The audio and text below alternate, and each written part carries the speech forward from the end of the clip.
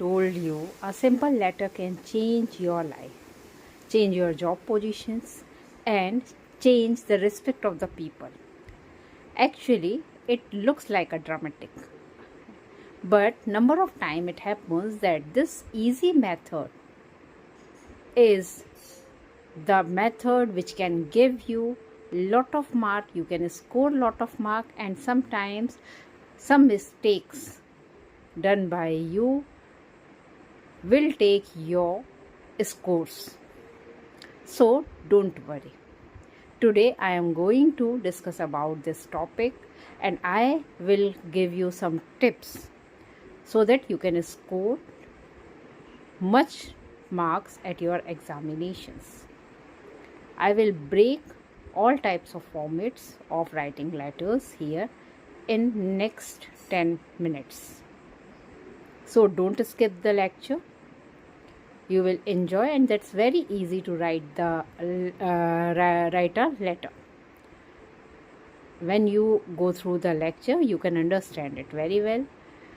By the end of this video, you can write formal and informal letter very well. So let's begin.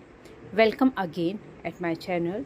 Today's topic is letter writing, of course, and we are going to discuss about types of letters too and format of letters. Here, as you know, letter writing is a creative style of writing, and that is a skill actually, and it comes in your examination again and again. These sections give you much marks, and you will get those marks very easily, but some kind of mistakes done by you snatches your marks or scores. So let's begin without delaying. As you know, there are two kinds of letters which are mostly used: formal letters and informal letters. Formal letters actually are those letters which are written as a professional workout, like that. If you are writing an application, that becomes formal. If you are writing any kind of letter towards your boss, it is formal. Formal letters always written in a formal language. It has strict ideas actually. You have to write down formal letters in certain kind of formats. You never escapes those pattern of writing. You have to follow formal letters writing style always. So first of all, we are going to discuss this kind of letter and how to write and start these kind of letter. When you are going to write down any formal letter, the first question arises at your mind: from where you have to begin. So my dear student, there is no problem. You have to write down your name as a sender's name in the left corner of that particular letter first. That is the most important step, and that is the foremost step. First you have to write down the sender's name. If you are not the senders and there is some kinds of term where the sender's name is mentioned, so you have to write down those sender's name there, left top corner of that letter, sender's name. After that you have to put the date. That is the second step. The third and the most important step of writing formal letter is you have to write down the name of the person or the institutions or the authority whom you want to send your letter, means that receiver's name, receiver's identifications or his address. After that, the fourth and the most important step of formal writing is you have to mention the subject. Why you are writing this kind of letter? If you are writing any application towards your principal, like if you want to take leave and you are writing an application for leave, you have to mention it in the subject. Strictly mention it in the subject. After that, you have to put the salutations. Salutations means respected sir, madam, or else whosoever is the authority of that particular area, you have to mention them as a respected person. Now, that is the second part, and now we come to the third part of the letter. That is the body of the letter, formal letter. And we can divide this formal letters body into 3 steps also. In the very beginning of the letter, formal letters body, we should use the condition why we are writing this letter in a simple language, in a strict format, and not trying to describe it there. After that, in the second part of the body, you have to describe the condition why you are writing that letter. And in the third and the last part of the body, you should mention that you require that kind of thing, and you should mention the gratitude towards that person whom you are writing.